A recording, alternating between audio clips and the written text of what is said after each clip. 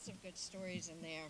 Now, do not watch the timer or the little man behind the curtain, because I can't watch it.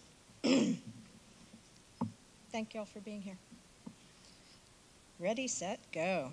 Hands and light. Ask any artist what is important to them, what attracts them, and the answer will be light. We all have a fundamental fascination with it. It is power. It gives us food, it energizes us. We talk about the light in someone's eyes, the light at the end of the tunnel, the light seen with near-death experiences. It is powerful. Here we have the light on water, sense of observation, seek out knowledge, evolution, take in information, translate, release, search for the essence, remove layers, distill, simplify, sparkle, movement.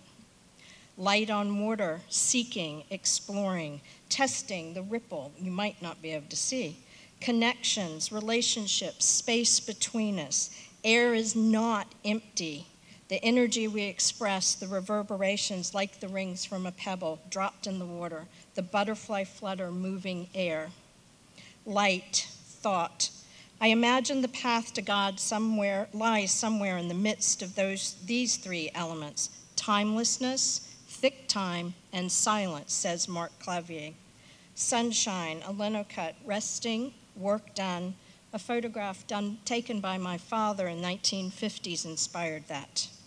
Yearning, striving, plaintive, looking up. A great contemporary French artist, Tim, listen, and for those who know me, it is rare praise for me to say great artist, says, I don't believe one is in control when one creates.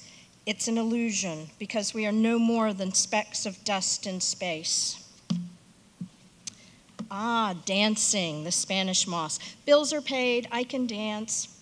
Everything we see, the brain remembers, even if we're not conscious of it. Every piece of art we have ever seen, everything that we have set our eyes on, consciously or not, they impact us. And I wish to make art that has a wondrous, magic, positive impact, and I encourage that in others.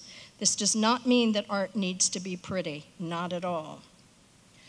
Rising, clouds, trees, tides, hopes, dreams, molecular movement, in the stillness between two waves of the sea, said Eliot, the Zen. As someone has already said, we are always exposing ourselves. I don't do it quite like that these days. We are exploring. Van Gogh said, make of these adjustments of reality something that may be untrue, but is at the same time more true than the literal truth. Reaching, working, experimenting, nature, the world around us. A writer or painter cannot change the world, but they can keep an essential margin of nonconformity alive. They hold the space for others. Creativity is a combination of courage and inventiveness. One without the other would be useless, said Slane. Structures, surroundings. As Eliot said, we shall not cease from exploration, and the end of all of our exploring will be to arrive where we started and know the place for the first time. And here's a quintessential image of Charleston, the Charleston single house. Structure is important. Freedom, solitude, necessary for creative time, striving for the perfect blend of what we have been and what we can be. Up there all alone, quietly, very quietly, the single bird. Love the idea that so many artists have done birds on the wire. Lusciousness, yummy, color, texture, vibration of life. Color is a power which directly influences the soul, said Kandinsky. He called it the keyboard. The eyes are the hammers, the soul is the piano with many strings. The artist is the hands which play, touching one key to another to cause vibrations. Freedom from the chaos, observation, be still, listen, communicate, look up, look down, around. Structure exists even in the air, but we also have to remember the canary in the mind. It's important, very important. Water, sky, clouds, color, light, home. This is the Ashley River. William Halsey, the painter, talked about sidewalk observations, the textures, the bricks, then the clouds, the sky.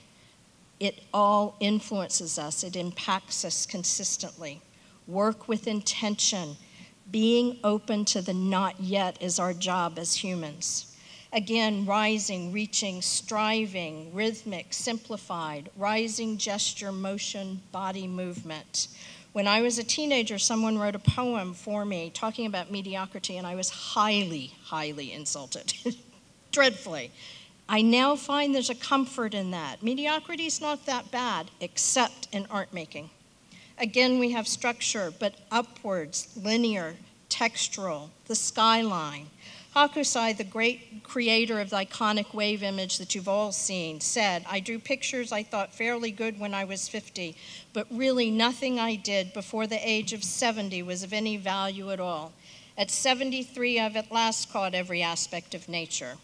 At 90, I will go further, and at 100, my work will be truly sublime, and my final goal attained around the age of 110, when every line and dot I draw will be imbued with life."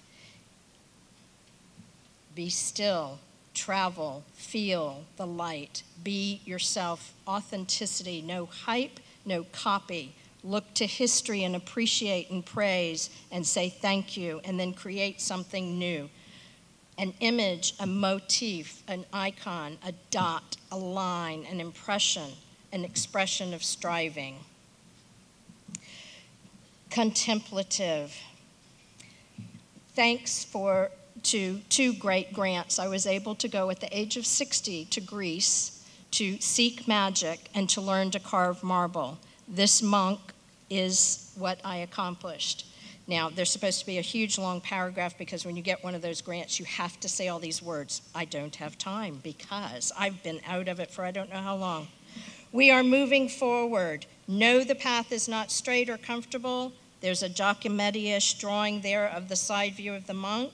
We are moving forward to paths of freedom. It's about the decisions we make, and we are, when we accept our roles, changing the possibility of the shared future. We are empowered, and we can empower with art. Thank you.